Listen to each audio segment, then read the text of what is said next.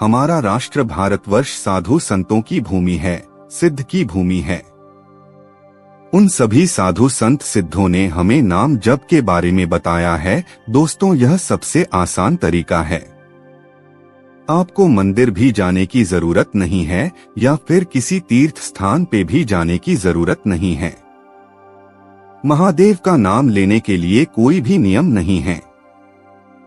खुद महादेव यम और नियम से परे है, तो हम कौन होते हैं? उनकी भक्ति को यम नियम लगाने वाले साधु संतों ने भी कहा है कि आप बैठते, उठते, खाते, पीते, सोते, नहाते, जागते या फिर कोई भी रोजमर्रा का काम करते वक्त नाम ले सकते हैं, यानी नाम जप कर सकते हैं। नाम जप को कोई भी बंधन नहीं है, लेकिन मंत्रोच्चारण के लिए बंधन है।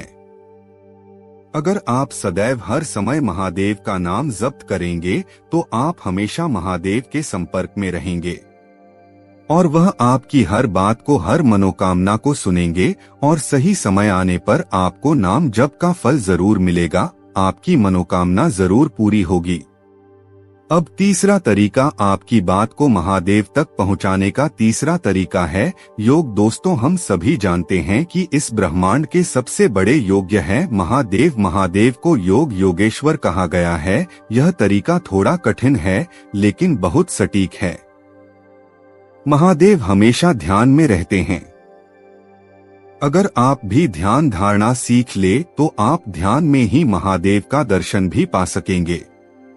आपकी मनोकामना पूरी होगी और तो और आप इस जन्म मरण के चक्र से भी मुक्ति पाएंगे। अनेक उपनिषदों में योग का, कुंडलिनी जागरण का, ध्यान धारणा का बहुत ही ज्यादा महत्व बताया गया है। आप योग के माध्यम से अनेक सिद्धियां भी प्राप्त कर सकते हो। आप एक असाधारण मनुष्य बन सकते हो। योग के बारे में जितना कहा जाए उतना थोड़ा है। योग क्रिया, ध्यान धारणा कठिन है। इसको आत्मसात करने के लिए आपको योग्य गुरु की आवश्यकता है। योग में आपको काफी सारा संयम रखना होता है। श्रद्धा उच्च कोटि की होनी चाहिए, लेकिन जब आप योग्य अभ्यास करके योग निपुण बन जाएंगे तो इस ब्रह्मांड के बहुत सारे रहस्य भी जान पाएंगे। अब यह तो हुआ तीसरा तरीका। दोस्तों, तीनों तरीके आपको बताया हैं जिनसे आप अपने मन की बात को, अपनी मनोकामना को महादेव तक जरूर पहुंचा पाएंगे।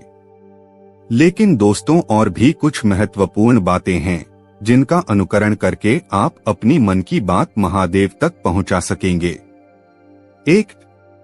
भगवान शिव को अगर आप चावल के मात्र 4 दाने भी भाव से अर्पित करें तो वे प्रसन्न होकर वरदान देते हैं। 2.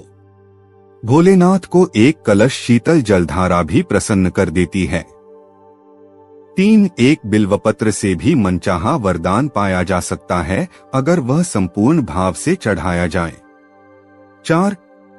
एक धतूरा, एक आंकड़ा, एक बेर, एक संतरा भी उन्हें प्रसन्न कर सकता है।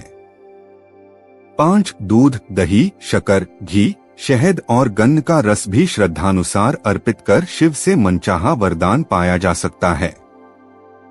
शिव मंत्र नम शिवाय, पार्वती मंत्र शिवाय नम।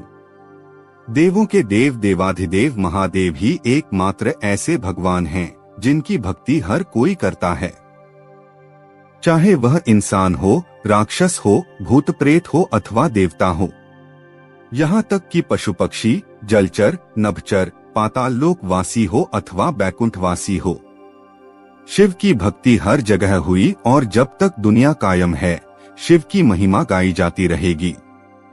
शिव पुराण कथा के अनुसार शिव ही ऐसे भगवान हैं जो शीघ्र प्रसन्न होकर अपने भक्तों को मनचाहा वर दे देते हैं। वे सिर्फ अपने भक्तों का कल्याण करना चाहते हैं। वे यह नहीं देखते कि उनकी भक्ति करने वाला इंसान है, राक्षस है, भूत प्रेत है या फिर किसी और योनि का जीव है। शिव को प्रसन्न करना सबसे आसान है। शिवलिंग की महिमा बताते हुए कहा कि शिवलिंग में मात्र जल चढ़ाकर या बेलपत्र अर्पित करके भी शिव को प्रसन्न किया जा सकता है। इसके लिए किसी विशेष पूजन विधि की आवश्यकता नहीं है।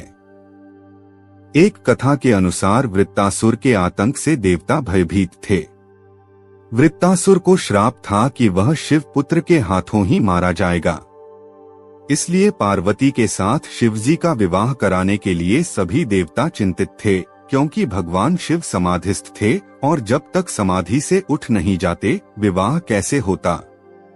देवताओं ने विचार करके रति व कामदेव से शिव की समाधि भंग करने का निवेदन किया।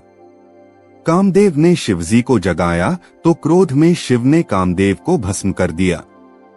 रति विलाप करने लगी तो शिव ने वरदान दिया कि द्वापर में कामदेव भगवान के पुत्र प्रद्युम्न के रूप में जन्म लेंगे।